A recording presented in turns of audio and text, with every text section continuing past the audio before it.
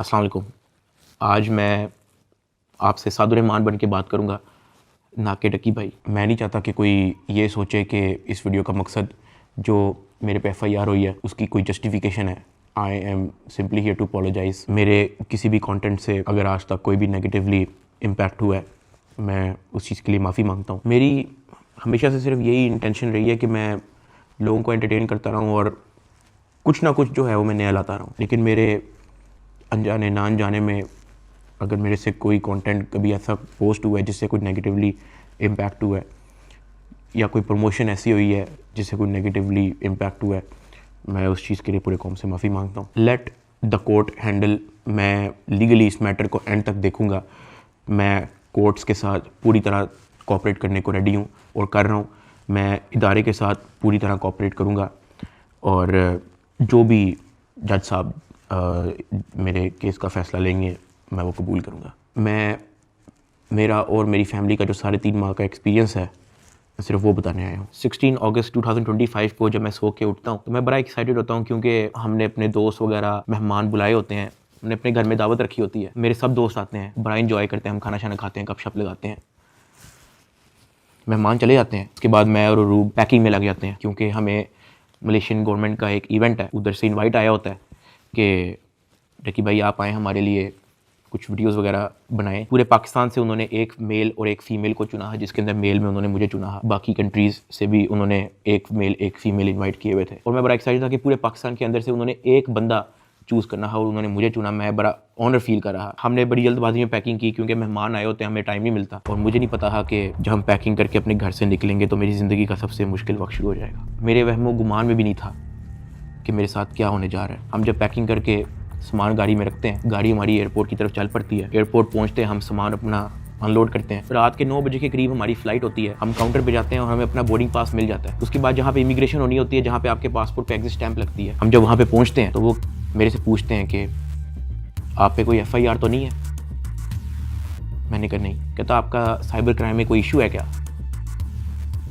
मैंने कहा नहीं। कहते आप हमारे साथ आ जाएं। मैं और अरूब एक दूसरे की तरफ देखते हैं कि ये क्या हो गया। हम किसी को ऑन टाइम ज़्यादा इन्फॉर्म ही नहीं कर पाते हैं। मैंने ज़िया को सिर्फ मैसेज कर दिया है कि ये इस तरह से इशू हो गया है, तो शायद हम फ्लाई ना कर पाएँ, तो आप प्लीज़ गाड़ी जो है वो एयरपोर्ट ले आओ और हमें यहाँ से पिक कर लो। हमें लगा कि शायद हमें बस सिर्फ फ्लाई नहीं करने देंगे और हम घर जा सकेंगे। 5-10 मिनट के बाद इमिग्रेशन वाले हमसे हमारे मोबाइल ले लेते हैं, कहते हैं कि इसको एयरप्लेन मोड पर लगा दें और अरूब की तरफ वो इशारा करते हैं कि अगर आप जाना चाह रही हैं मलेशिया तो आप जा सकती हैं। अरूब ने कहा नहीं, अगर साथ मेरे साथ जा रहा है तो मैं चले जाती हूँ, वरना मैं इधर ही ठीक हूँ। शायद ये मेरी गलती ही, मुझे उसको जाने देना चाहिए था, क्योंकि उसके बाद जिस चीज़ से मेरी फैमिली ने गो थ्रू किया है, मैंने यही रिग्रेट किया कि मुझे अरूब को मलेशिया भेज देना चाहिए था। इमिग्रेशन वाले हमें एक रूम में बैठा देते हैं। मैं और अरूब बस आपस में गपशप लगा रहे होते हैं कि कोई नहीं कल चले जाएंगे, कोई नहीं दोबारा टिकट करा के परसों चले जाएंगे, इवेंट भी 2 दिन के बाद है, कल चले जाएंगे। हम आपस में यही डिस्कस कर रहे थे। बिल्कुल मेरे अंदर इतना सा भी वहम गुमान नहीं था कि असल में इशू क्या। 1 घंटे के बाद इमिग्रेशन वाले आते हैं, वो कहते हैं कि आ जाए हमारे साथ। एयरपोर्ट के बाहर NCCI की टीम आई होती है, मुझे वो हथकड़ी लगाते हैं, मुझे गाड़ी में बैठा देते हैं। अरूब कहती है कि मैंने भी साथ आना है। मैंने इसको कहा नहीं, तुम घर चली जाओ, मुझे नहीं पता क्या सीन है, मैं हैंडल कर लूँ। वो गाड़ी भी चल पड़ी थी, गाड़ी सीधा चलेगी NCCI ऑफिस गुलबर्ग। इस वक्त यूट्यूबर डकी भाई की गिरफ्तारी का हर तरफ चर्चा है। डकी भाई को लाहौर एयरपोर्ट पर उस वक्त गिरफ्तार किया गया जब अब इन्होंने मुल्क जा रहा था। NCCI लाहौर ने मारूफ यूट्यूबर सादुर्रहमान उर्फ डकी भाई के खिलाफ मुख्तलिफ इल्जामात के तहत मुकदमा दर्ज कर लिया। साइबर क्राइम एजेंसी ने यूट्यूबर साद उर्फ डकी भाई के खिलाफ मुकदमा दर्ज कर लिया है। मशहूर यूट्यूबर डकी भाई कल रात से गिरफ्तार है। पाकिस्तान के सबसे मशहूर यूट्यूबर डकी भाई एक बार फिर बड़ी मुश्किल में फंस गए हैं। मुल्जिम को गुज़श्ता रात लाहौर एयरपोर्ट से गिरफ्तार किया गया था। यूट्यूबर डकी भाई बड़ी मुश्किल में, हुक्म जारी, मदाहों के लिए बुरी खबर। डकी भाई डकी भाई डकी भाई डकी भाई डकी भाई डकी भाई डकी भाई। रात के तकरीबन 11 बजे हम NCCI ऑफिस पहुंच जाते हैं। हथकड़ी मुझे लगी हुई थी, मुझे ऊपर एक रूम में लेके गए। जब मैं NCCI के ऑफिस पहुंचता हूं तो वहाँ पे 6-7 ऑफिसर्स बैठे होते हैं। मेरी हथकड़ी वो खोल देते हैं, मुझे कुर्सी पे बैठा देते हैं और मेरी इंटेरोगेशन शुरू हो जाती है। वहाँ पे मेरे से क्वेश्चन करते हैं एप्लीकेशंस के प्रमोशन के बारे में। वहाँ पे मुझे पहली बार आइडिया होता है कि मेरा इस इशू पे मुझे एयरपोर्ट पे रोका गया। खैर मेरे से वो जो सवाल करते गए मैं उनको बताता गया। मेरे पास 3 मोबाइल थे, मैंने तीनों मोबाइल के पासवर्ड उनको दिए। उन्होंने मेरे से मेरे जीमेल अकाउंट के पासवर्ड पूछे, मैंने वो भी उनको ऑन द स्पॉट दिए। उन्होंने मेरे से मेरे लैपटॉप का पासवर्ड पूछा, मैंने उनको ऑन द स्पॉट दिया। ऐसा भी नहीं कि मैंने उनको कोई बहाना लगाया हो कि मैं पासवर्ड भूल गया हूँ, because I had nothing to hide. मैं इदारे के साथ कोऑपरेट करना चाहता हूँ। मैं ये नहीं चाहता कि इदारा ये सोचे कि मैं कुछ छुपा रहा हूँ। मेरा 23 दिन का रिमांड लिया गया। वो सारी इन्वेस्टिगेशन मैंने पहले 23 मिनट के अंदर दे दी थी। कई घंटे गुजर जाते हैं और तमाम ऑफिसर्स मेरी इंक्वायरी लेके चले जाते हैं, सिवाय एक के, जो मेरे इन्वेस्टिगेशन ऑफिसर्स थे, असिस्टेंट डायरेक्टर शुएब रियाज साहब। मेरे आईओ के अलावा जब तमाम ऑफिसर्स चले जाते हैं तो एक प्राइवेट बंदा बाहर से अंदर आता है। तो आईओ मुझे कहता है कि तुझे पता है कि तेरे पे एफआईआर होने वाली है। मैंने कहा यार मुझे थोड़ा सा एक्सप्लेन कर दें कि मेरे पे केस क्या है और क्या एफआईआर है और मैंने किया क्या है। तो जो प्राइवेट बंदा था जो बाद में आया था ना, वो कहता कि यार तेरे बहुत बड़े मामला आते हैं, तेरा बहुत बड़ा मैटर है, तेरे पीछे आईएसआई है, तेरे पीछे एमआई है, तेरे पीछे क्या क्या एजेंसी है। कहता तुझे पता ही नहीं है कि तूने क्या किया। तो वो मेरे पे ये इंप्रेशन डाला था कि हर इदारा जो है वो मेरे पीछे पड़ गया। साथ ही कहता कि लेकिन अगर आप हमारे साथ कोऑपरेट करेंगे तो हम आपके साथ कोऑपरेट करेंगे। मेरा तो काम ही कोई नहीं है। मैं सुबह उठता हूँ, फैमिली को टाइम दिया, बेगम को टाइम दिया, एक आधे दोस्त को टाइम दिया, जाके व्लॉग वगैरह बना लिया, घर आए, सो गए, दैट्स इट। इसके अलावा मेरी लाइफ में कुछ है ही। मेरे माइंड में 100 सवाल आना शुरू हो गए, लेकिन मेरे पास जवाब किसी का नहीं था। खैर उन्होंने मेरे पे एफआईआर दे दी, मुझे हवालात में बंद कर दिया। मैंने ज़िंदगी में कभी हवालात नहीं देखी थी। उस रात मैं नहीं सोया, मैं जागता रहा, रोशनी होगी। हवालात में सिर्फ एक ही लड़का था, मैंने उससे भी कोई ज़्यादा बातचीत नहीं की। सुबह 10-11 बजे के करीब एक बंदा आया, उन्होंने मुझे हथकड़ी लगाई और मुझे कोर्ट ले गए कि आपको जज साहब के सामने पेश करना है। मेरी फैमिली में से किसी भी बंदे ने आज तक कोई कोर्ट, कोई कचहरी, कोई पुलिस स्टेशन, कोई हवालात, कोई थाने, उनमें से किसी चीज़ का उनको नहीं था पता। जज साहब ने 2 दिन का रिमांड दे दिया। मुझे तो रिमांड का मतलब ही नहीं था पता। मुझे हथकड़ी लगा के फिर से एनसीसीआई ऑफिस ले जाते हैं और मुझे हवालात में बंद कर देते हैं। उससे नेक्स्ट डे की बात है, मेरी इन्वेस्टिगेशन चल रही होती है। एडिशनल डायरेक्टर एनसीसीआई सरफराज चौधरी साहब वो अचानक कमरे में आते हैं, मेरी तरफ देखते हैं, कहते हैं कि ए मुंडाई। आईओ कहते हैं हाँ जी। कहते हैं इसको लेके आओ मेरे पास। आईओ हथकड़ी पकड़ता है, मेरे हाथ पे लगाता है और कहता चल। मुझे जब हथकड़ी लगा के एडिशनल डायरेक्टर रूम में लेके जाते हैं तो वहाँ पे 5 ऑफिसर्स बैठे होते हैं। एडिशनल डायरेक्टर सरफराज चौधरी साहब मेरे से पूछते हैं कि तुम कौन से एप्लीकेशन के कंट्री हेड हो। मैंने कहा कि सर मैं किसी एप्लीकेशन का कोई कंट्री हेड नहीं हूँ। वो अपनी कुर्सी से अचानक उठता है, कहता तेरी माँ किधर से आता है पैसा तेरे पास। मैंने कहा सर मैं यूट्यूबर हूँ, मेरे 8 मिलियन सब्सक्राइबर हैं, उधर एडसेंस अभी मैं बात कर ही रहा होता हूँ। कहता है कि तुम मेरे वतन अजीज के बच्चों को ख़राब कर रहे हो, क्या करता है तुम्हारा बाप। मैंने कहा जी यूनिवर्सिटी के अंदर प्रोफेसर हैं। तो कहता तुम इतने क्यों हो। मैं चुप रहता हूँ।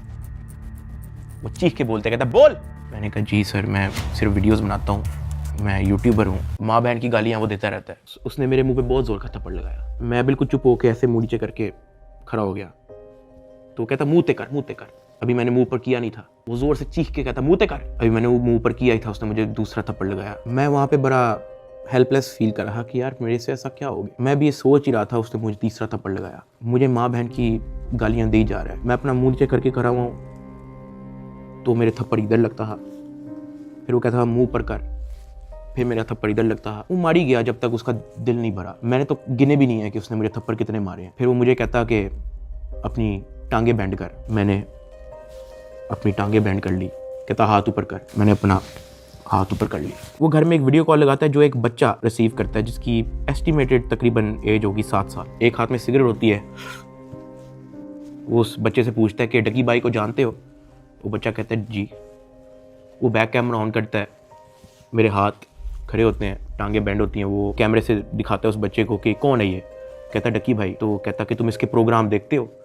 कहता जी। वो पीछे जो प्राइवेट मुलाजिम खड़ा होता है वो बहुत ज़ोर का पीछे थप्पड़ मारता है। सरफराज चौधरी साहब उस 7 साल के बच्चे को कहते हैं ये देखो इसके साथ क्या हो रहा है, आप देखोगे तुम इसका प्रोग्राम। कहता नहीं, चलो फटाफट इसको गालियां दो। बच्चा कहता है कि सरफराज चौधरी साहब कहते हैं और का बच्चा।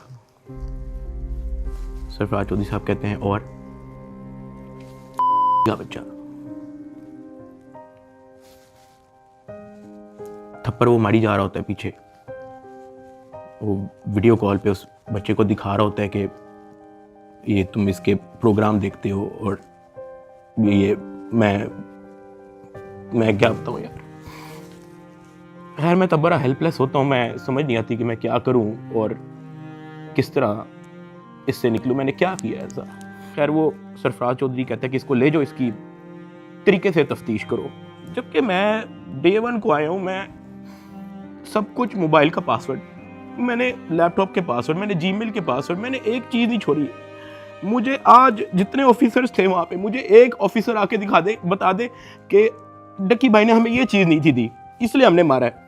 वो तफ्तीश के अंदर इस जगह कोऑपरेट नहीं था कर रहा, इसलिए हमने मारा है। मुझे एक बंदा आके दिखा दे यार। मेरा 23 दिन का रिमांड लिया मैंने, पहले 23 मिनट के अंदर उनको सब कुछ दिया। मुझे ऊपर ले गए। मेरे से एक बंदा मिलने आया हुआ था, जावा फूड्स, मेरा एक जाने वाला है जिसने हमारे घर में, जब हमारे घर में दावत थी तो उसकी केटरिंग की थी। अब क्योंकि मुझे फ्रेश मार के ऊपर लेके गए थे, मेरी आंखों में आंसू थे, तो वो जब मिलने आया हुआ था, वो अचानक अपनी सीट से खड़ा हुआ और उसने मेरी तरफ देखा कि क्या हुआ है।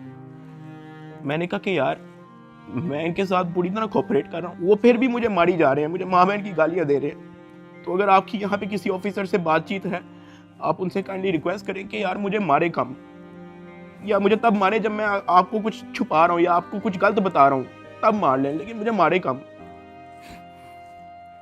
वो बड़ा परेशान हुआ, वो बाहर चला गया, कुछ खाने को मेरे लिए लेके आया था, पिज़्ज़ाज़ या कोई बर्गर लेके आया था। बाहर जाके मुझे नहीं पता कि उनके जानने वाले थे जुनैद सलीम जो एंकर हैं, उन्होंने कहीं उनको बात बता दी। जुनैद सलीम साहब ने जो है वो अपने पॉडकास्ट के अंदर इसका जिक्र कर दिया कि मेरा एक जानने वाला वहाँ पे गया तो डक्की भाई इस हालत में था। तो जुनैद सलीम साहब ने जो है वो इस चीज़ का पॉडकास्ट दे दिया। ज़ेरे हिरासत जब डक्की भाई थे तो कुछ लोग उनसे मिलने गए, तो उन्होंने कहा कि आप पिज़्ज़ा खाएंगे, तो डक्की भाई जवाब में उनके पाँव पड़ गया जो उनसे मिलने आए थे, और बिलक बिलक के रोने लगा और कहने लगा पिज़्ज़ा को छोड़े, उनसे कहे मुझे मारें कम। ये नहीं कहा कि मुझे ना मारें, मगर मुझे मारें कम, बहुत मार रहे हैं। जो फिर मेरे लिए अंदर प्रॉब्लम हुई, मुझे फिर इस बात पे डांट पड़ी कि मैं आगे बात आउट कर रहा हूँ। खैर मैंने फिर डिसाइड किया कि मैंने अब बोलना ही नहीं, मुझे जितना मर्जी मारे, मैंने किसी को नहीं बताना। मुझे हवालात में वापस बंद कर दिया इन्होंने। थप्पड़ किसने मारा था? थप्पड़ वो एहलकारों ने मारा था।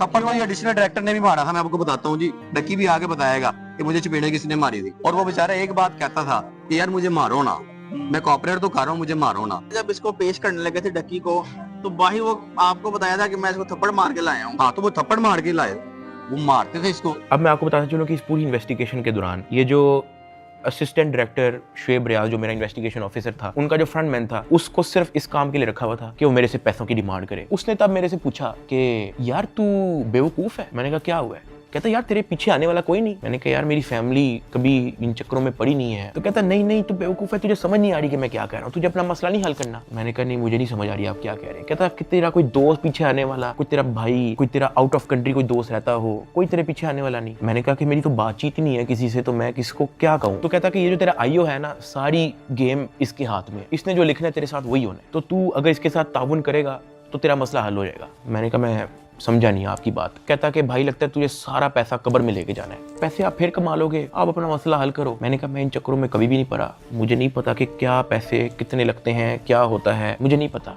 आप मुझे बताओ आप कहना क्या चाह रहे हो। कहता कि तेरा जो मसला है ना वो 7-8 के अंदर हल हो जाएगा। पहले मुझे लगा कि कोई 7-8 लाख की बात कर रहा है, कि कोई 7-8 लाख के अंदर मेरा मसला हल हो जाएगा। मैंने कहा 7-8 लाख? कहता नहीं तू लाखों में ही रही। मैंने कहा 7-8 करोड़?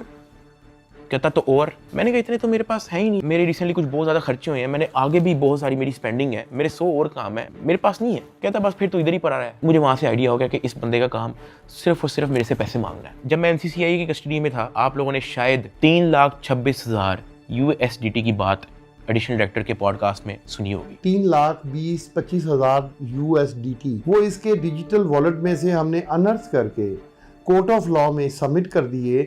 हमने इसके डिजिटल वॉलेट में से वो अपने वॉलेट में जो सरकार का होता है उसमें अनर्थ करके प्रॉपर उसको फर्द मकबूजगी बनाकर कर दिया। ये बहुत बड़ी अचीवमेंट है। उन्होंने दर्जनों पॉडकास्ट दे के ये बताया कि 3,26,000 USDT जो है वो हमने इससे बरामद कर लिए हैं। अब मैं आपको उसकी असल स्टोरी बताता हूँ कि वो क्या है। हवाला से मुझे इन्वेस्टिगेशन के लिए लेके जाते हैं, कोई शाम के 7 बजे के करीब। आइयो मुझे कहता है कि अपना बाइनेंस का अकाउंट खोल। मैं अकाउंट खोल देता हूँ। मेरे अकाउंट के अंदर कुछ ट्रेड चल रही होती हैं जो मेरी सारी लॉस पे गई होती हैं, क्योंकि उस दौरान बिटकॉइन नीचे गया हुआ था। वो सारी ट्रेड मेरी लॉस में क्लोज करता है, मेरी फ्यूचर्स की ट्रेड सारी लॉस में क्लोज करता है, मेरा पर्सनल नुकसान करता है। सारे टोकन जो मेरे पास डॉज, बिटकॉइन, इथीरियम, मेरे पास दर्जनों टोकन और पड़े हुए थे, वो सारे क्लोज करके उसको यूएसडीटी में खुद कन्वर्ट करता है और वो कहता है कि ये यूएसडीटी ट्रांसफर कर। मैंने कहा सर इसकी क्या वजह है, आपने मेरा पर्सनल लॉस भी कर दिया है। कहता है कि तुझे अपना मसला हल करना है या नहीं करना। मैंने कहा कि सर लेकिन ये 3,26,000 यूएसडीटी आपने ट्रांसफर क्यों करना है? जो भी आपकी इन्वेस्टिगेशन है आपके सामने, अकाउंट मैंने आपको दे दिया, उसका जीमेल मैंने आपको दे दिया, पासवर्ड मैंने आपको दे दिया, आपने ट्रांसफर इसको क्यों करना है? कहता है तुझे जितना कह रहे हैं उतना कर। मेरी 15 मिनट उनके साथ बहस चलती रही कि सर ये पैसे ज्यादा हैं, मुझे आप थोड़ी सी इसकी एक्सप्लेनेशन दे दें ताकि मैं मेंटली रिलैक्स रहूं, मुझे थोड़ा सा बता दें कि ये ट्रांसफर आपके पास क्यों करना है। वो मुझे आगे से ये कहता था कि यार लगता है तुझे अपना मसला हल करने का शौक नहीं है। बीच में उसने मुझे बहाने लगाने शुरू कर दिए, यार क्योंकि तू हमारी कस्टडी में है कि तेरा अकाउंट कहीं हैक ना हो जाए, जब तू यहाँ से फारिग होगा तू मुझे बता दी, मैं तुझे सेंड कर दूंगा। आईओ ने मुझे इस तरह की कहानी सुनाई शुरू कर दी। उसने मुझे एक अपना वॉलेट एड्रेस दिया, उसने कहा कि ये सारे पैसे इस पे ट्रांसफर कर। इसने मेरे से जबरदस्ती मेरा फेस आईडी, मेरा ऑथेंटिकेटर सारा लगा के इसने मेरे से जबरदस्ती 3,26,000 यूएसडीटी, जिसकी पीकेआर के अंदर वैल्यू बनती है 9 करोड़ पाकिस्तानी रुपया। अब जिस अकाउंट में उसने ट्रांसफर किया, क्या वो एफआईए का अकाउंट था? नहीं। क्या वो एनसीसीआईए का अकाउंट था? नहीं। क्या वो पंजाब हुकूमत, सिंध हुकूमत या किसी केपी की हुकूमत या किसी भी गवर्नमेंट के इदारे की हुकूमत का अकाउंट था? नहीं। क्या वो नैब का अकाउंट था? नहीं। क्या वो स्टेट बैंक का अकाउंट था? नहीं। क्या वो कोई ऐसा अकाउंट था जो कोर्ट की तरफ से जिसकी अप्रूवल मिली हो? नहीं। वो मेरे आईओ असिस्टेंट डायरेक्टर शुएब रियाज साहब का अपना पर्सनल अकाउंट था, जिसके अंदर इन्होंने मेरे 9 करोड़ रुपया एस्टिमेटेड ट्रांसफर किए। ट्रांसफर करने के बाद उन्होंने वापस मुझे हवालात में बंद कर दिया। कोई रिसीविंग नहीं दी, मुझे उसकी कोई रीजनिंग नहीं दी, कोई सबूत ही नहीं है इस चीज़ का कि इन्होंने अपने पास ट्रांसफर किया। 8 बज जाता है, 9 बज जाता है, 10 बज जाता है, 11 बज जाता है, मेरे से सोया नहीं जाता। एक ऑफिसर एक मुलजिम को छोड़ने आते हैं हवालात, मैं फटाफट उठ के उससे पूछता हूँ, मैंने कहा सर आपके इस एनसीसीआईए इदारे के अंदर जब कोई क्रिप्टो का कोई रोला चलता है, कोई यूएसडीटी का कोई रोला चलता है, तो उस पर क्या होता है? क्या उसको ट्रांसफ़र कर लिया जाता है? कहता मैंने कभी ऐसा सुना तो नहीं है। कहता क्यों, क्या हुआ है? मैंने उसको बताया। मैंने कहा आईओ ने मेरे 9 करोड़ रुपया यूएसडीटी ट्रांसफ़र कर लिया अपने पास। कहता अच्छा, तो उसने आपको कोई रिसीविंग दी है? मैंने कहा नहीं। कहता ऐसा होता तो नहीं है वैसे, लेकिन अगर आप कहते हो तो मैं किसी से पूछ लूँ। मैंने कहा जी पूछ ले, मैं बड़ा टेंशन में हुआ। उस पूरी रात मैं नहीं सोया। अगले दिन सुबह के कोई 10-11 बजे के करीब एक बंदा आता है, मुझे लेके जाता है ऊपर ऑफिस में, मुझे इतनी जोर का वो थप्पड़ लगाता है, मेरे ख्याल से मेरे पूरे 3 महीने के अंदर सबसे ज़्यादा जोर का थप्पड़ वो वाला थप्पड़ था जिसकी मैं अभी बात कर रहा हूँ। क्योंकि वो मुझे बता के नहीं लगाया जाता, वो मेरे पीछे से लगाया जाता है, मेरे सर पे इतना बड़ा उस बंदे का हाथ होता है, मुझे इतनी जोर का थप्पड़ लगाते हैं, मेरे यहाँ से मेरे ज़हन का मवाद, अंतरियाँ सारी मेरी आंखों से बाहर निकलने को करी ही। मैं इवन एक पॉइंट पे मेरा विजन ब्लरी हो गया है, मेरा विजन काला हो गया है, मैं बेहोश होने वाला है, इतनी जोर का वो थप्पड़ था। उसने कहा कि हर चीज़ बतानी जरूरी होती है। मैंने कहा कि सर मेरे 9 करोड़ रुपया आप ट्रांसफर कर लो, मुझे उसकी कोई रीजनिंग ना दो, मुझे उसकी कोई रिसीविंग ना दो, मैं अपना मुंह कैसे बंद रख लूं? इतनी सी बात पे उसने मुझे फिर से एक और थप्पड़ लगाया। मुझे आईओ के पास ले गया। आईओ कहता कि यार तुझे अपना मसला हल करने का शौक नहीं है? एडिशनल साहब बहुत नाराज है। मैंने कहा सर आपने 9 करोड़ रुपया मेरा ले लिया है, अभी मैं बात कर ही रहा था तो उसने इशारा किया कि इसको बंद कर दो। अब मुझे बंद कर दिया वापस हवालात में। कुछ टाइम के बाद जब मुझे फिर से इन्वेस्टिगेशन के लिए लेके गए तो ये जो मेरी 9 करोड़ रुपया जो इन्होंने ट्रांसफर किया है 3,26,000 यूएसडीटी, ये बात पूरे डिपार्टमेंट के अंदर फैल चुकी थी। हर प्राइवेट मुलाजिम को पता था, हर ऑफिसर को पता था, हर आईओ को पता था, डिपार्टमेंट में हर एक बंदे को पता लग गया था कि ये इतनी बड़ी अमाउंट जो है वो शुएब रियाज आईओ के अकाउंट में ट्रांसफर हुई है। आईओ ने सोचा इसने बात आउट कर दिया है, सबको पता लग गया है। इन्होंने फटाफट क्या किया, उसकी रिकवरी डाल के कोर्ट में पेश कर दिया कि ये देखो हमने ये पैसे बरामद किए हैं इससे, जबकि उन्होंने बरामद की इंटेंशन से वो ट्रांसफर अपने पास नहीं किए थे। इनकी ये इंटेंशन थी कि पैसा हम अपने पास ट्रांसफर कर लेते हैं, फिर इसमें से कोई इसको 20-30% वापस दे के इससे डील करेंगे, ये इनकी शुरू की इंटेंशन थी। लेकिन मैंने डिपार्टमेंट में बात आउट कर दी, मैंने मार खा ली इसके बदले। मैंने कहा मुझे मारो जितना मारना है। डिपार्टमेंट में बात आउट कर दी, ये लोग घबरा गए, इन्होंने फटाफट कोर्ट में रिकवरी डाल दी, जिसकी वजह से मजबूरन एडिशनल डायरेक्टर सरफराज चौधरी साहब को दर्जनों पॉडकास्ट मजीद देने पड़े कि 3,26,000 हमने इस बंदे से बरामद कर लिया है, जबकि वो बरामदी की नीयत से ट्रांसफर नहीं किया गया। हाँ वो तो मैंने डिपार्टमेंट में बात आउट कर दी, तो फिर आपको स्टोरी बनानी पड़ी इसकी। 3,20,25,000 यूएसडीटी कोर्ट ऑफ लॉ में सबमिट कर दिए। जब मुझे इन्वेस्टिगेशन के लिए फिर से लेके गए तो वहाँ पे एक और बंदा आया था अपने काम से, मैं आप लोगों को उसका नाम तो नहीं बता सकता, लेकिन हम लोग उसका नाम रख लेते हैं बिग ब्रदर। ये बिग ब्रदर जो है आपने वीडियो के एंड तक याद रखना है। वो अपने किसी काम से आया था, उसने मुझे देखा, उसने मेरे से पूछा कि यार डक्की तेरे पे केस क्या है? मैंने कहा एप्लीकेशन प्रमोशन का केस है। तो कहता कि तेरा मैटर कहाँ तक पहुँचा है? मैंने कहा कि मैं तो पूरी तरह ताउन कर रहा हूँ, मैं तो सब कुछ इनको दे चुका हूँ, मुझे नहीं पता कि इनको अब मेरे से और क्या चाहिए, लेकिन मैं तो पूरी तरह इनके साथ कोऑपरेट कर रहा हूँ। तो कहता अच्छा। उसने उसे सर हिलाया और कहता कि क्या ये लोग तेरे से कोई पैसे भी मांग रहे हैं? अब क्योंकि मैं उस बंदे को पहली बार मिला हूँ, मैं नहीं जानता कि वो कौन है। मैंने उसको कहा कि नहीं, मेरे से कोई पैसे नहीं मांग रहा। उसने ऐसे सर हिलाया, कहता अच्छा, चल ठीक है, अच्छा लगा तेरे से मिलके। वो अपने कामों में लग गया। खैर मेरी इन्वेस्टिगेशन के बाद उन्होंने फिर से मुझे जेल में हवालात में बंद कर दिया। इन्होंने अपनी पूरी कोशिश की कि हम इससे पैसे लें, हम इससे पैसे का पूछें। जब इनको आइडिया हुआ कि मैं इनको किसी भी तरह से एंटरटेन नहीं कर रहा, इन्होंने बहाने से मेरी फैमिली को बुला लिया। अरूब और मेरी अम्मा, उनको ये कह के बुलाया गया कि मेरी उनके साथ मुलाकात है। मुझे जब हवालात से ऊपर लेके गए तो अरूब बैठी हुई थी और उसकी इंटेरोगेशन हो रही थी। उसका मोबाइल जो है वो इन्वेस्टिगेशन ऑफिसर के हाथ में था। तो मैंने इन्वेस्टिगेशन ऑफिसर शुएब रियाज साहब से पूछा कि ये आपने इनका मोबाइल क्यों लिया है? तो कहता कि इन पे भी FIR होगी। तो अरूब घबरा गई। उसने कहा मेरे पे FIR क्यों होगी? उसने कहा कि आपने तो हमें साथ से मिलने के लिए बुलाया है, मुझे और मामा को, के साथ से मुलाकात हो जाएगी। तो कहता कि नहीं, FIR हो ना हो, ये जो आपके शोहर की FIR है इसी में बड़ी जगह है, हम आपको इसी में नामजद करेंगे। अरूब घबरा गई। मैंने अरूब की तरफ देखा, मैंने अरूब की तरफ इशारा किया कि मैंने कहा बस बिल्कुल चुप होके बैठ जाओ, बस ये वक्त गुजारो, बस इस वक्त हम कुछ नहीं कर सकते। खैर वो अरूब से कुछ क्वेश्चन उन्होंने पूछने शुरू कर दिए। मैंने यही कोशिश की कि मैं जल्दी से जल्दी अरूब को वापस भेज दूं घर। उसका मोबाइल वापस मिले ना मिले डजंट मैटर, वो घर जाए। आईओ ने अरूब का मोबाइल रख लिया। मैंने अरूब को कहा कि अब तुम घर जाओ, तुमने वापस नहीं आना। जब अरूब घर गई है तो उसने जब वकीलों से डिस्कस किया तो वकीलों ने कहा कोई बात नहीं, हम प्री अरेस्ट बेल करवा लेंगे। तो अरूब ने कहा ओके। अगले दिन उन्होंने जाके प्री अरेस्ट बेल करवा ली। जब उन्होंने प्री अरेस्ट बेल करवाई तो प्री अरेस्ट बेल की खबर पहुंच गई इदारे में, NCCI ऑफिस में, आईओ के पास और सरफराज चौधरी एडिशनल डायरेक्टर के पास। इन्होंने फिर से मुझे कहा कि अपनी फैमिली को मीटिंग के लिए बुलाएं। मैंने घर वालों को कॉल की क्योंकि उसकी प्री अरेस्ट बेल हो चुकी थी। मैंने कहा चलो अब इसको खतरा नहीं है और इसका मोबाइल भी उनके पास है, तो I think it's not a big deal, मैं बुला लेता हूँ। ऑफिसर्स ने जो है मेरे घर कॉल करवाई। मैंने कहा कि अम्मा वो बड़े अफसरान, एडिशनल डायरेक्टर और इन्वेस्टिगेशन ऑफिसर्स बुला रहे हैं, तो बाकी घबराएं ना, कोई इस तरह कोई नेगेटिव मीटिंग या इस तरह का कुछ नहीं है, तो आ जाएं। मेरी माँ और अरूब प्री अरेस्ट बेल करवाने के बाद एडिशनल डायरेक्टर रूम में आ गए। सरफराज चौधरी साहब कहते जतोई साहिबा आप अपने आप को क्या समझती हैं, आपने प्री अरेस्ट बेल करवा ली है? तो अरूब ने कहा जी। तो कहता अच्छा करवाएं, जो आपने करना करें, 5 रुपए का एक नया सफ़ा आता है, हम एक नई FIR लिखेंगे और आपको पकड़ लेंगे। अरूब मेरी तरफ देख रही है कि ये क्या है, ये किस तरह की मीटिंग है। मेरी माँ परेशान, लाल उनके चेहरे हो गए थे सबके। एडिशनल डायरेक्टर सरफराज चौधरी साहब ने फिर अपना मोबाइल खोला, वहाँ WhatsApp खोला, उन्होंने ऊपर लिखा जज, और ऐसे मेरी माँ को और मेरी वाइफ को लिस्ट दिखाई ऐसे स्क्रॉल करके कि ये देखो मेरा इस जज से भी ताल्लुक है, मेरा इन जज से भी ताल्लुक है, मेरा इस जज से भी ताल्लुक है, क्या कर लेंगे आप? जब वो इस तरह जजेस की लिस्ट दिखा रहा था तो उसने बड़े ऊंचे अल्फाज में बोला कि यहाँ पे जज भी मैं हूँ, यहाँ पे वकील भी मैं हूँ, यहाँ पे सब कुछ मैं हूँ, जितनी आपने प्री अरेस्ट बेल करवानी है करवाएं, नया पर्चे में हम पकड़ लेंगे। हमारे पास कुछ कहने को नहीं था। मैंने वहाँ पे सिर्फ सर को कहा कि जी सर आप सही, बिल्कुल सही कह रहे हैं। मैंने अपने घर वालों की तरफ देखा, मैंने उनको इशारा किया कि प्लीज़ वक्त गुजारें बस।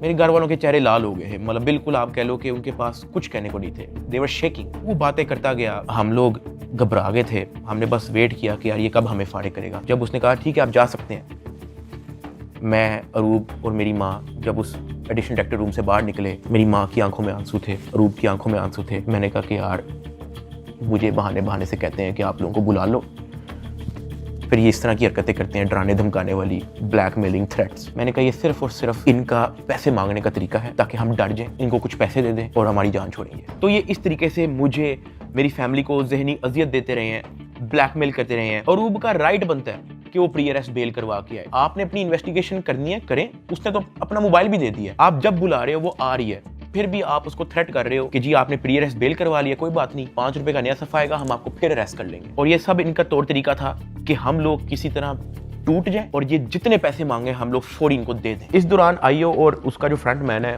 जब उनको पता लगा कि मैं और मेरी फैमिली किसी भी तरह से इनको एंटरटेन नहीं कर रही, कोई पैसों के मामले में लिफ्ट नहीं करवा रही, तो इन्होंने मेरे एक दोस्त से बात की और उस दोस्त को कहा कि इसको मुझे आके कहो कि ये पैसों से मसला हल होगा। उसकी जो भी गपशप हुई मेरे दोस्त ने वापस आके बताई, कहता कि ये पैसे ही मांग रहे हैं। मैंने कहा यार इस तरीके से मेरी फैमिली को ब्लैकमेल कर रहे हैं, इस तरीके से मुझे टॉर्चर कर रहे हैं, ये लोग चाहते क्या है? वो ये कह रहे हैं कि अरूब को हम पर्चे में नामजद ना करें और उस पर कोई नया पर्चा ना दें और उसको अरेस्ट ना करें, उसका वो 1 करोड़ रुपया मांग रहे हैं। मैंने कहा भाई इन्होंने मेरा बैंक अकाउंट ब्लॉक कर दिया, इन्होंने मेरी USDT भी अपनी जेब में डाली, मेरे अब्बा जी का बैंक अकाउंट ब्लॉक है, मेरी अम्मा जी का बैंक अकाउंट भी इन्होंने ब्लॉक कर दिया है, अरूब का बैंक अकाउंट इन्होंने ब्लॉक कर दिया है, जिया का बैंक अकाउंट इन्होंने ब्लॉक कर दिया है, इवन मुनीब जो अंडर 18 है उसका बैंक अकाउंट भी ब्लॉक कर दिया है। कहानी यहाँ पे ख़त्म नहीं हुई। मेरे दादा अब्बू जिनका मैंने आज तक व्लॉग में जिक्र नहीं किया, आज तक उनकी अपीयरेंस नहीं हुई, 80 साल एंड अबव की उनकी उम्र है, उनका बैंक अकाउंट भी ब्लॉक कर दिया। मेरे पास 1 टका नहीं है इनको देने के लिए। सॉरी। उसने मेरी बात सुनी, कहता अच्छा। उसने एज इट इज जब ये बात आईओ को बताई, आईओ आगे से इसको कहता कि इन्हों दे कोल 40-50 करोड़ रुपया सैट नहीं पड़ा होंगे। मेरे दोस्त ने एज इट इज मुझे ये बात आके बताई। अब क्योंकि मेरी फैमिली ऐसे मेंटल टॉर्चर से गुजर चुकी थी, जब मेरे दोस्त ने ये बात मेरी फैमिली को बताई, मेरी फैमिली ने घबरा के कहा कि प्लीज आप किसी और से बात कर लें, अगर वो हमें लोन दे सकता है, कोई उधार हमें दे सकता है तो दे दे। मेरे दोस्त ने इवन मेरे एक और दोस्त से भी बात की, उसने मना कर दिया, कहता यार हम नहीं कर सकते, 1 करोड़ पे बहुत ज़्यादा है। मेरे दोस्त ने फिर आईओ से बात की, आईओ कहता कि हम 60 लाख से नीचे नहीं लेंगे, अरूब की हद तक, अभी हम डकी की बात नहीं कर रहे हैं। ये बात जब उसने मुझे आके बताई, मैंने कहा मेरे पास है ही नहीं 60 लाख, या मेरे पास 60 रुपये नहीं है, सब कुछ इन्होंने ले लिया। अगले दिन मेरी कोर्ट में पेशी थी, मेरा रिमांड लेने के लिए जब कोर्ट में गए तो मेरी फैमिली वहाँ पे आई हुई थी। उन्होंने मेरे से हाथ जोड़ के, रंग उनके उड़े हुए थे, कहा कि साद जो कह रहे हैं इनको प्लीज़ दे दो। अरूब कांप रही थी, कहती कि मुझे पकड़ लेंगे, मुझे पता भी नहीं है कि इनको कैसे हैंडल करना है, मुझे नहीं पता कि आगे मेरे साथ ये लोग क्या करेंगे, प्लीज़ ये जो मांग रहे हैं दे दो। जब मैंने उनकी शक्लें देखी फैमिली की, मैंने कहा ठीक है, लेकिन मेरे पास 60 लाख रुपए वाकई में नहीं है, आप किसी से बात कर लें। मेरे मामू आउट ऑफ कंट्री रहते हैं, वो ऑस्ट्रेलिया से फ्लाई करके आए हैं, जो हमने इनको ये सारी कहानी बताई है। मेरे एक मामू इधर पाकिस्तान में होते हैं, वो भी आए हैं, उनसे हमें उधार लेना पड़ा कि प्लीज़ हमारी हेल्प कर दें, हमारा ये मसला है, हमें 60 लाख रुपया उधार चाहिए। उन्होंने 60 लाख रुपया हमें कैश अरेंज करके दिया, वो कैश हमने इन लोगों को पहुंचाया। इनको पैसे जो है मेरे भाई ने भिजवाए थे, मुझे तो पता भी नहीं था कि इनको पैसे पहुंच गए हैं या वो मेरे मामू ने दिए हैं, ये सारी बातों का मुझे बाद में पता लगा। जब इनको पैसे पहुंच चुके थे, अगले दिन मुझे एडिशनल डायरेक्टर सरफराज चौधरी साहब ने मुझे फिर से कहा कि आप अपनी फैमिली को, अगर आपने मीटिंग करनी है तो आप बुला लें। मैंने कहा जी ठीक है, मैंने अपनी फैमिली को बुला लिया और तब एडिशनल डायरेक्टर साहब का रवैया मेरी फैमिली के साथ टोटली चेंज हो चुका था। वहाँ से मुझे आइडिया हुआ कि it was never about the case, it was always about the money. वो मेरी फैमिली से बड़े अच्छे से बात कर रहे हैं, मुझे आइडिया हो गया हाँ कि इनको शायद पैसे पहुंच चुके हैं। वो इवन कमरे से चले भी गए थे, उन्होंने कहा कि अगर आपने अपनी कोई प्राइवेट बात करनी है तो आप कर लें। जब वो कमरे से गए हैं तब मेरी माँ ने, अरूब ने, मेरे भाई ने सारी कहानी बताई कि किस तरह से मेरे मामू ने उधार 60 लाख रुपया दी है इस सारी कार्रवाई के लिए। मैंने अपनी माँ से माफ़ी मांगी, मैंने कहा यार आई एम सॉरी कि मेरी वजह से इतना कुछ करना पड़ रहा है सबको। कहती कोई बात नहीं, अल्लाह पाक देख रहा है, इट्स ओके। खैर मेरी फैमिली को 5-10 मिनट दिए हैं मेरे से बात करने के लिए और वो चले गए। अब तक मेरा 16-17 दिन का रिमांड हो चुका था, इतना लंबा रिमांड होता नहीं है। अभी वीडियो में कुछ टाइम पहले मैंने आपको कहा था कि बिग ब्रदर एक बंदा आपने याद रखना है। ये बिग ब्रदर इस बार फिर से एनसीसीआई ऑफिस आता है, लेकिन ये इस बार मेरे से मिलने आता है। मेरे से पूछता है कि किधर तक पहुंचा तेरा केस। मैंने कहा कि सर मेरी तरफ से तो मैं सब कुछ दे चुका हूँ, मुझे नहीं पता कि इनका क्या इरादा है। उसने मेरे से पूछा कि यार इतना लंबा तेरा रिमांड क्यों हुआ है। मैंने कहा सर नो आइडिया, जबकि मैं इनको सब कुछ दे चुका हूँ। इनके पास मेरे सारे मोबाइल हैं, इन्होंने मेरी वाइफ को भी नामजद किया है, सारे ईमेल पासवर्ड लिए हुए हैं, सब कुछ इनके पास है, ये फिर भी मेरा रिमांड डिमांड करते हैं। कहता अच्छा तो इन्होंने पैसों की बात की है तेरे से, क्योंकि मैं उस बंदे पे उस तरह से ट्रस्ट नहीं था करता। मैंने कहा नहीं, इन्होंने मेरे से कोई पैसों की बात नहीं की। कहता किसी ने इशारा दिया हो, किसी ने इनडायरेक्टली तेरे से डिमांड की हो, या किसी ने कहा हो कि तू अगर पैसे दे देगा तो तेरी छूट हो जाएगी। फिर वही बात कि मुझे नहीं था पता कि वो बंदा कौन है, मैंने उसको कहा कि नहीं। उसने मेरी तरफ देखा ऐसे, कहता आर यू श्योर।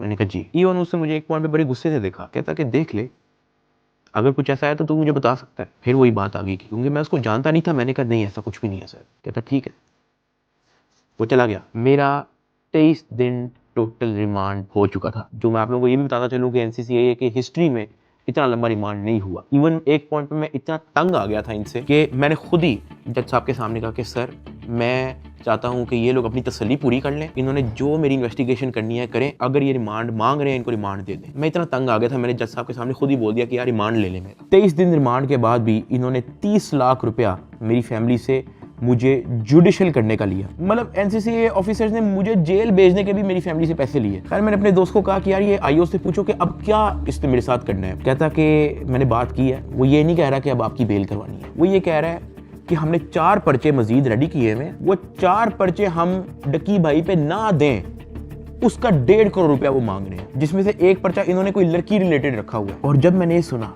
मैं बर्बाद, मैं टूट चुका था। मैंने अपने दोस्त को कहा तू इनको ब्लॉक कर दे बस, और तू जा, इनको को 4 पर्चे देने, 400 दें, मैंने अब 1 टका नहीं देना इनको। इस तरह तो इनको आदत लग जाएगी फिर ये कहेंगे कि जी अब हम डकी भाई को फायर ना मारने का 5 करोड़ रुपया लेंगे, घर की बत्ती बंद कर देंगे, घर में अगर आप चाहते हो कि बत्ती आए उसका 50 लाख रुपया निकालो, पानी बंद कर देंगे, फिर कहेंगे घर में पानी आए उसका 40 लाख रुपया निकालो। ये तो इन हरकतों पे आ जाएंगे फिर। हाँ, अगर आप मेरी एक आधा फैमिली का अकाउंट छोड़ देते तो मैं आपको पैसे कहीं से तो दे, एटलीस्ट हमारी फैमिली जो है मकरूज तो ना होती। इतना मोटा मेरा चलान पेश किया है, मुझे एक ऑफिसर उस चलान के अंदर एक सफ़े की एक लाइन का एक लफ्ज दिखा दे कि मेरे उसमें बाप का क्या रोल है, क्योंकि आप लोगों ने उनका अकाउंट बंद किया ना, उनका क्या रोल है मुझे उस सफ़े के अंदर दिखाएं। उस चलान के अंदर मेरी माँ का क्या रोल है वो मुझे दिखाएं। उस चलान के अंदर मेरे दादा अब्बू का क्या रोल है, मेरे किसी और फैमिली मेंबर का क्या रोल है मुझे दिखाएं। आपने उनको मकरूज कर दिया, कर्जे ले लेके अब उनको NCCIA के ऑफिसर के पेट भरने हैं, उनको डिप्रेशन में डाल दिया, ये कह के कि पता नहीं उनके पीछे ISI-MI लगी है। मेरे फादर एक हार्ट पेशेंट हैं, उनके हार्ट की सर्जरी होनी थी। मैंने अपनी माँ को, अरूब को, ज़िया को सख्ती से मना किया हुआ था कि आपने एक तो ये अब्बा जी का ख्याल रखना है, दूसरा इनको कोर्ट में नहीं आने देना, ये मेरे पास एक बार भी जेल में ना आए, क्योंकि मुझे पता है उनकी हार्ट की क्या कंडीशन है। वो बेहोश हो जाते हैं, परेशान हो जाते हैं। हम उनकी सर्जरी के हमारे पास पैसे नहीं थे, वो जो पैसे हमने उनकी जो सर्जरी के लिए देने थे वो उन्होंने ब्लॉक कर दिया। अब कर्जा लेके हम NCCIA के ऑफिसर्स का पेट भर रहे हैं। ये मेरी फैमिली को उस स्टेज पे लेके आए हैं जहाँ पे मैं स्पीचलेस हो गया कि यार मैं क्या करूं। मतलब अब्बा जी के इलाज के पैसे भी उन्होंने ब्लॉक कर दिए हैं। और ये बात मैंने उनको उधर दफ्तर में ऑफिस में कही थी, सरफराज चौधरी को मैंने खुद उसके मुंह पे कही थी। मैंने कहा मेरा अब्बा हार्ट पेशेंट है, उनकी सर्जरी के पैसे आपने मेरे फैमिली का अकाउंट ब्लॉक कर दिया है। ये इस स्टेज पे मेरी फैमिली को ले आए थे, मुझे 23 दिन बंद रख के चुपेरे मार के मुझे कोर्ट पे लेके जाते थे कि मैं किसी मीडिया के किसी माइक में बोल ना दूं। जिस्मानी रिमांड पे FIA के पास जाना है या उसके बाद जेल जाना है, तो हो गया, तो बोलने कोई मसला नहीं है। आज डकी भाई आप यूट्यूबर्स को क्या पैगाम देना चाहेंगे? कुछ बात नहीं करेंगे?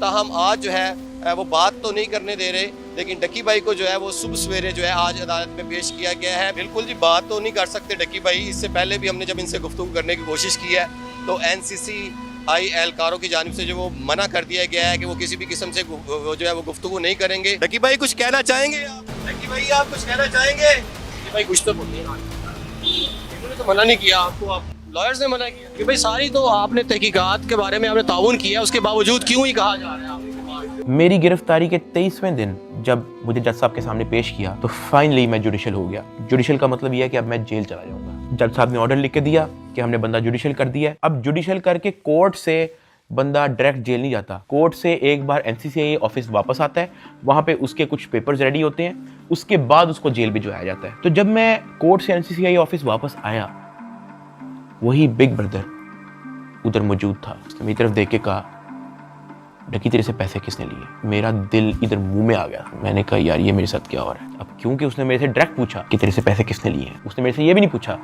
क्या तेरे से कोई पैसे ले रहा है, उसने मेरे से कहा कि तेरे से पैसे किसने लिए। मैंने कहा कि जी ये शुएब रियाज और उसकी टीम ने, इन्होंने जो है वो पैसे ऊपर हायर अफसरान को भी पहुंचाने हैं। कहता अच्छा कोई डिटेल है तेरे पास? मैंने कहा कि सर मैं तो इनके साथ हवालात में था जेल में, सेल में, तो मेरी सिर्फ फैमिली को पता है कि एग्जैक्टली क्या हुआ।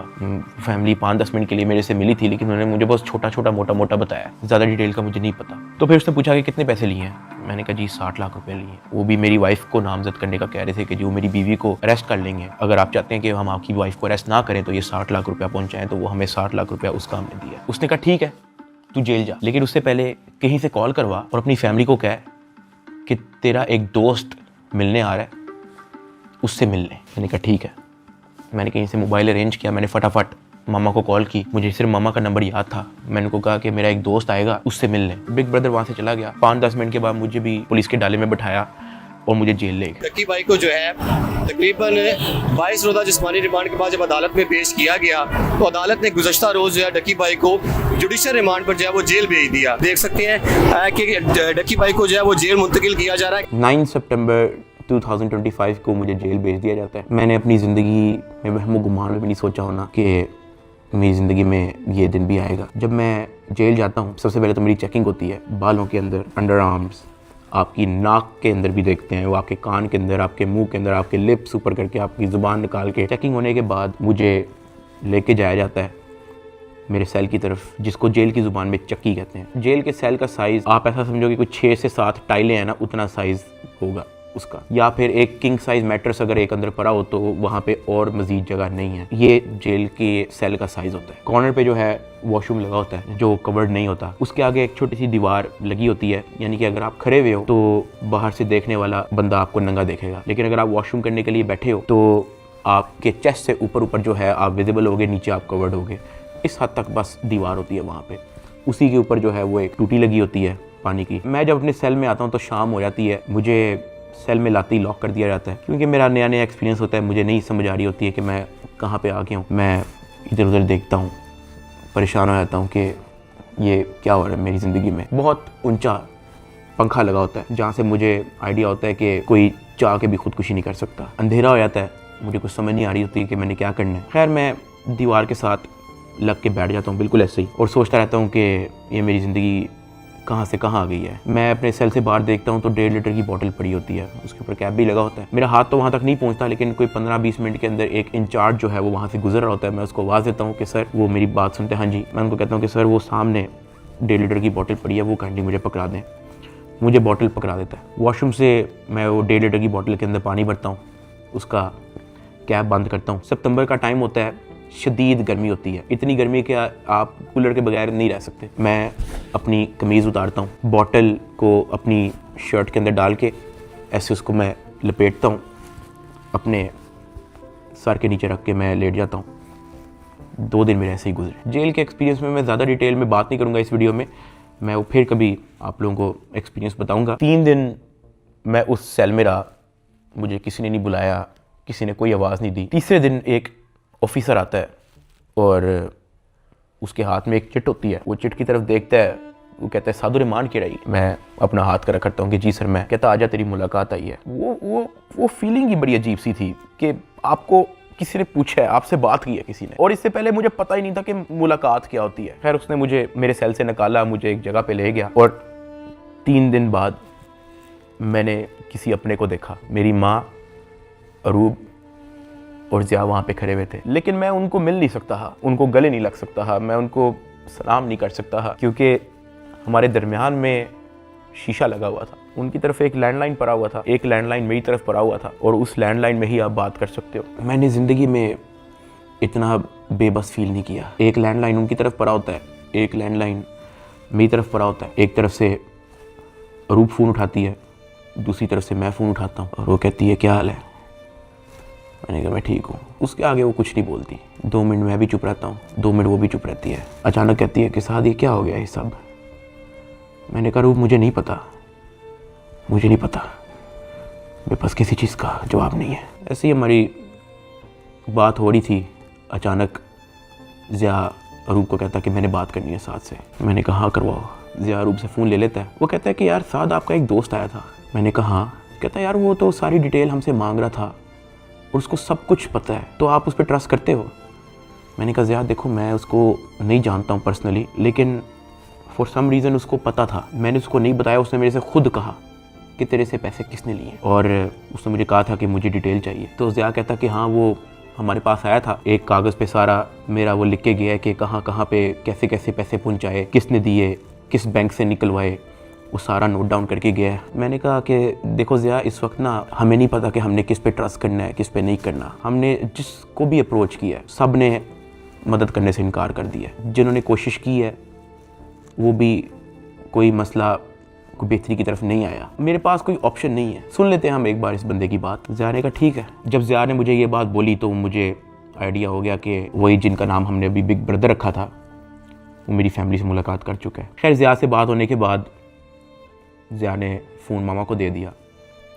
मामा भी रो पड़ी, गपशप हो रही ही। साथ उन्होंने कहा था कि जो आपका दोस्त आया है कहता कि आप मेरी भी माँ है, आपको कुछ नहीं होगा, आपने अब 1 भी रुपया किसी को नहीं देना, बस जो आप लोगों ने दे दिया है उसकी मुझे डिटेल दे बस। खैर वही 15-20 मिनट होते ही हैं वो फ़ोन बंद हो जाता है। ना मुझे मामा की आवाज़ आ रही होती है, ना मेरी आवाज़ उन तक जा रही होती है। तो मुझे रियलाइज़ होता है कि मेरा वक्त ख़त्म हो गया। वहाँ का एक इंचार्ज मुझे मेरे सेल में वापस छोड़ देता है। मैं वापस उसी जगह पे आ जाता हूँ। वक्त के साथ साथ जेल में अपने आप को एडजस्ट किया, मेंटली एक्सेप्ट किया कि भाई तू अभी इधर ही है। 10 दिन गुजर गए। 10 दिन के बाद एक इंचार्ज फिर से आया चिट लेके, कहता साधु रहमान की रही।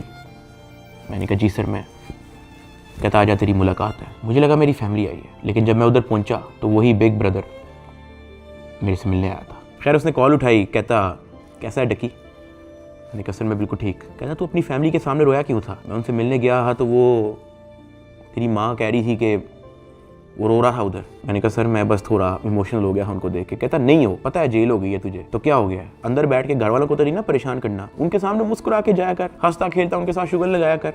क्या मैं बिल्कुल ठीक हूँ, अंदर बड़ा मज़ा आ रहा है। मैंने कहा सर वो हो जाता है, मैं तो कोशिश करता हूँ कि मैं उनको कोई टेंशन ना दूँ, लेकिन चेहरे पे बंदे के लिखा आया था। कहता खैर मैं गया उस दिन तेरे घर, माँ जी बहुत परेशान थी, मैंने उनको तसल्ली दी है, तुझे मैं सिर्फ ये बताने आया हूँ कि तू तगड़ा रहे। फिर उसने मुझे कहा कि अगर आने वाले कुछ टाइम के अंदर अगर तुझे कोई न्यूज़ तेरे रिलेटेड सुनने को मिलती है तो पैनिक नहीं होना और अंदर किसी से कोई बात शेयर नहीं करनी। कोई पूछे कहना मुझे इल्म नहीं किसी चीज़, और अपनी फैमिली को भी कह दे कि किसी चीज़ को लेकर पैनिक नहीं होना।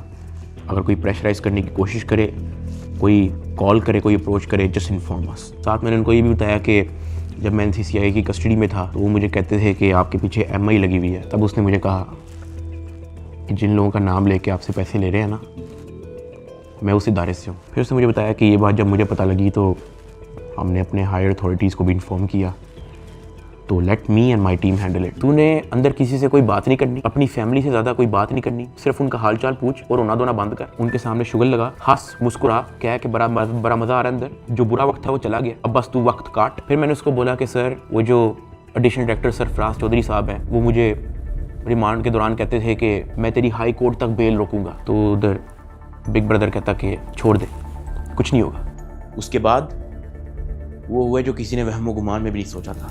ये मुकदमा दर्ज करवाने वाला कोई और नहीं बल्कि डिप्टी डायरेक्टर सरफराज चौधरी है, जिसने डकी को गिरफ्तार किया और उसको दुनिया का सबसे बड़ा मुजरम बनाकर पेश किया। इस डायरेक्टर को आज सस्पेंड कर दिया गया है। Additional director national cyber crime investigation agency Lahore हैं सरफराज चौधरी साहब, उन्हें जनाब सस्पेंड कर दिया गया है। पूरी तैयारी है NCCI की डकी की बेल कैंसिल करवाने। डकी भाई के खिलाफ कार्रवाई करने वाले NCCI के अहलकार ऑफिसर सरफराज चौधरी साहब को मुअत्तल कर दिया गया है। उसके बाद वो चीज़ें हुई हैं, वो चीज़ें हुई हैं जो मैंने अपने वहमो गुमान में भी नहीं सोचा था। मैं जब 23 दिन रिमांड में था मैं इतना मायूस हो गया था, मैं अल्लाह पाक से भीख मांगता था कि या अल्लाह मुझे रास्ता दिखा, या अल्लाह मुझे इस झंझट से निकाल दे, या अल्लाह सब कुछ तेरे सामने है, मैं किसी जोगा नहीं, मेरी फैमिली किसी जोगे नहीं, हम फंस चुके हैं, हम गीदड़ों में फंसे हुए हैं, या अल्लाह मुझे यहाँ से निकाल दे। मैं हाथ जोड़ के भीख मांगता था। मैं हवालात में एक गंदे से कमरे में बैठ के मैं भीख मांगता था कि या अल्लाह तू सब देख रहा है, तेरे सामने हो रहा है सब कुछ, मेरे लिए कोई तो दरवाजा खोल, मुझे कोई रास्ता दिखा, मैं कहाँ जाऊँ। NCCI अफसरान की गिरफ्तारी पर मुकदमा यूट्यूबर डक्की भाई की अहलिया अरूब जतोई की मुद्दत में दर्ज किया गया। डक्की भाई की फैमिली से रिश्वत लेने का ये मामला, NCCI के अफसरान का जिस्मानी रिमांड मंजूर। अरूब जतोई ने दरखास्त दी है national cyber crime investigation agency के 8 अफसरों और 1 फ्रंटमैन पर। ये हो क्या रहा है? बैटिंग एप्स को रोकने वाले ही बैटिंग ऐप के जरिए पैसे मंगवा रहे हैं। मुकदमा डक्की भाई की अहलिया अरूब जतोई की मुद्दत में दर्ज किया गया। 12 लोग हिरासत में हैं FIA के। अफसर शुएब रियाद और सरफराज चौधरी, उन्होंने रिलीफ के नाम पर अरूब जतोई से रिश्वत मांगी। पर 90 लाख रुपए की रकम बतौर रिश्वत वसूल की गई। वो लोग जिनके कंधों पे निजाम की हिफाजत की जिम्मेदारी रखी गई थी, वही खुद इस निजाम में नकब लगाने लगे। जो तफ्तीशी थे आज वो मुलजिम के रूप में अपने ही इदारे के सामने जवाबदेह हैं। 7 अफसरान ने ओहदों से इस्तीफा दे दिया। 90 लाख रुपए रिश्वत लेने के केस में NCCI के एडिशनल डायरेक्टर समेत 6 अफसरान का जिस्मानी रिमांड मंजूर कर लिया गया है। अरूब जतोई इस बात पर डट गई हैं कि NCCI अफसरान जिन्होंने उनसे रिश्वत ली है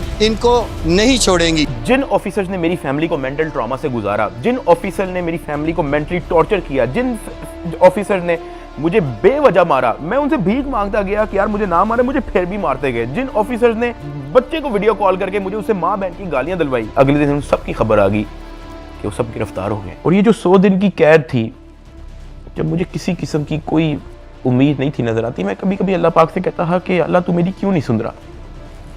लेकिन ये सब जब मुझे खबरें सुनने को मिली तो मैंने रियलाइज़ किया कि अल्लाह ने मेरी तभी सुन ली थी जब बिग ब्रदर मुझे फर्स्ट टाइम NCCI ऑफिस में मिला और उससे मेरे से पूछा कि तेरे पे केस क्या है। इसमें मैं FIA एंटी करप्शन इदारे को बड़ा अप्रिशिएट करना चाहूँगा, जिन्होंने मेरी फैमिली का सारा केस सुना, मेरी फैमिली के एक मेंबर के पास जाके उन्होंने उनकी स्टोरी सारी सुनी, उनका बयान लिया, इन पे FIR लॉन्च की और ये सब कुछ हुआ। वहां से मुझे रियलाइज हुआ कि इदारे बुरे नहीं होते, कुछ लोग होते हैं जो बुरे होते हैं। और अनफॉर्चुनेटली मेरे केस के अंदर भी मुझे बुरे लोग मिले, लेकिन क्योंकि अच्छे लोग भी एग्जिस्ट करते थे, अल्लाह पाक ने उनको वसीला बनाया, उनको हमारे पास भेजा। 16 अगस्त को मैं गिरफ्तार हुआ। 100 दिन टॉर्चर, ऐसा रोलर कोस्टर जो मैंने ज़िंदगी में कभी भी नहीं सोचा था मैं और मेरी फैमिली ने गुजारा। 100 दिन के बाद जस्टिस शहराम सरवर, मैं उनको सल्यूट करता हूँ, उन्होंने मुझे बेल दी हाई कोर्ट से। मैं जब जेल में था, जब सबसे पहले मुझे इस चीज़ की न्यूज़ मिली कि डकी तेरी बेल हो गई है, तब जो मेरी बॉडी पे खून दौड़ा था उसके लिए मैंने 100 दिन इंतज़ार किया। मैं तो जम गया था,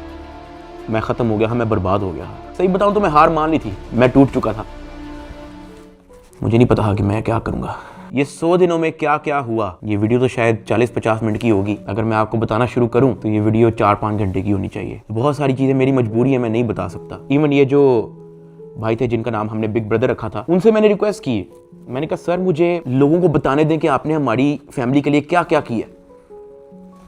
कहता डकी, we work in the shadows, हमें आपकी अप्रिसिएशन नहीं चाहिए, ये हमारी ड्यूटी थी। आपकी माँ हमारी माँ है, आपकी फैमिली हमारी फैमिली है। ना हम चाहते हैं कि आप हमारा नाम लें, ना हम चाहते हैं कि आप हमें मेंशन करें। उसने कहा क्योंकि हमारे इदारे का नाम लेके आपको और आपकी फैमिली से फाइनेंशियल बेनिफिट्स ले रहे थे, तो we have to step in. इदारे की ट्रेनिंग ही ऐसी है कि अगर हमारे इदारे का कोई नाम लेके अपने लिए कोई बेनिफिट लेगा तो उसकी कोई टॉलरेंस नहीं है। ये हमारी ड्यूटी है, we are here to serve this country. अगर आप गलत होते या आपकी फैमिली गलत होती तो हम आपका साथ ना देते, लेकिन हमने देखा कि हमारी माँ मुश्किल में है, हमारी बेटी मुश्किल में है, हमारा भाई मुश्किल में है, तो हमें आपकी अप्रिसिएशन ही चाहिए, खुश रहें। और मैं बड़ा हैरान हुआ कि एक तरफ NCCI ऑफिसर्स हैं जो दर्जनों पॉडकास्ट दे रहे हैं पब्लिकली, लेकिन बैक एंड पे वो क्या हरकत करें उस चीज़ का किसी को नहीं पता। और दूसरी तरफ ये बिग ब्रदर का इंस्टीट्यूशन जिन्होंने दिन रात एक कर दिया मेरी फैमिली के लिए। और जब मैंने उनका कहा कि मुझे बताने दे लोगों को, तो कहते हमें क्रेडिट नहीं चाहिए। सेल्फलेसली काम किया और एक भी पॉडकास्ट उनके एक भी ऑफिसर ने एक भी इंटरव्यू नहीं दिया, just working in the shadows. और मुझे और मेरी फैमिली को उन पे फ़ख्र है, और मेरी सिंपैथी हर उस फैमिली के साथ है जो कभी इन करप्ट NCCI ऑफिसर्स के थ्रू अफेक्ट हुई है।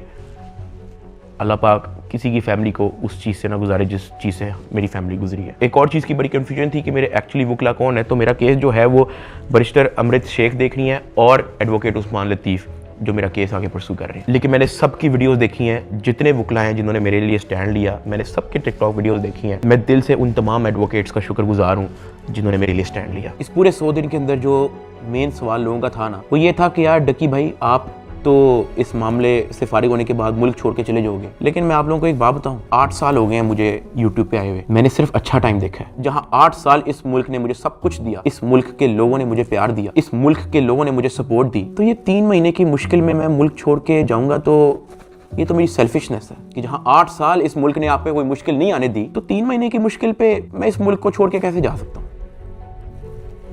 मैं इधर ही हूँ, मैं कहीं नहीं जा रहा। पाकिस्तान ने ही मुझे सब कुछ दिया है, पाकिस्तान में ही मैं रहूंगा। यहाँ पे मैं वीडियो को एंड कर रहा हूँ। इस पूरे 100 दिन के अंदर मैंने बहुत कुछ सीखा, कोई भी। और मुझे पता है कि मैं इस वक्त स्टेज पे नहीं हूँ कि मैं किसी का नाम ले सकूँ, लेकिन I want to thank field marshal Asim Munir साहब and director general of military intelligence, जिन्होंने इतनी प्रोफेशनलिज्म दिखाई और मेरी फैमिली को इस करप्ट माफिया से निकलने में मदद की। और ये जो बिग ब्रदर जिनका मैंने जिक्र किया है, मैं तो जेल में था, मेरी फैमिली को कुछ भी नहीं पता था। जब जब उनको कोई परेशानी होती ही, जब जब उनको कोई सवाल होता है, जब उनको किसी चीज़ की टेंशन होती ही, ये जो बिग ब्रदर हैं ये और इनकी टीम हमेशा उनके लिए अवेलेबल रही है। और इस तरह का clean up operation in corrupt mafia के अगेंस्ट आज तक पाकिस्तान की तारीख में नहीं हुआ। और ये सब क्रेडिट जो है ये इंटेलिजेंस एजेंसीज को जाता है। और जैसे मैंने आपको कहा कि मैं आप लोगों को सब कुछ तो नहीं बता सकता, मैं अगर बताना शुरू करूं तो ये वीडियो कुछ 40-50 मिनट की नहीं, ये वीडियो कुछ 4 घंटे की होगी। वैसे भी आप लोग कहोगे कि ये झूठ बोल रहा है, ये तो कोई टॉम क्रूज की मिशन इम्पॉसिबल हॉलीवुड मूवी की स्क्रिप्ट बता रहा है। मैं बस यही कहना चाहता हूँ कि मैं और मेरी फैमिली हमेशा इनके शुक्रगुजार है। मैं आप सबको थैंक यू कहना चाहूँगा कि आप लोगों ने मुश्किल टाइम पे भी मेरा साथ नहीं छोड़ा। मैंने घर आके सोशल मीडिया देखा है, आप सबके कमेंट्स पढ़े हैं, मैंने आप सबकी वीडियोस, आप सबके एडिट्स मैंने देखे हैं। मुझे याद है गिरफ्तारी से पहले व्लॉग्स के अंदर मैं कहा करता था कि गाइस हमने 9 मिलियन सब्सक्राइबर्स करने हैं, लेकिन वो ख्वाब हमारा अधूरा रह गया। मैं गिरफ्तार हो गया, मेरे पास मेरा चैनल भी नहीं था, मैं जेल में था, मुझे लगा कि सब कुछ ख़त्म हो गया, this is the end, Ducky भाई is no more, he is finished. अचानक एक इंचार्ज आता है, कहता है डकी भाई तेरे 9 मिलियन सब्सक्राइबर्स हो गए हैं। मुबारक हो। That is where I realized कि maybe this is not the end.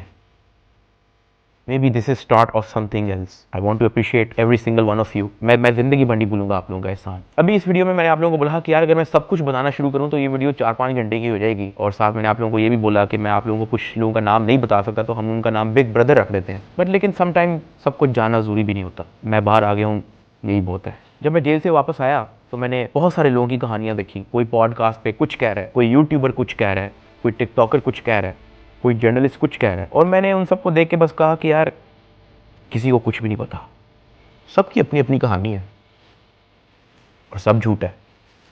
असल में क्या हुआ है वो मुझे पता है। Let that be a mystery. Pakistan जिंदाबाद, पाक फौज जिंदाबाद। अल्लाह हाफिज़।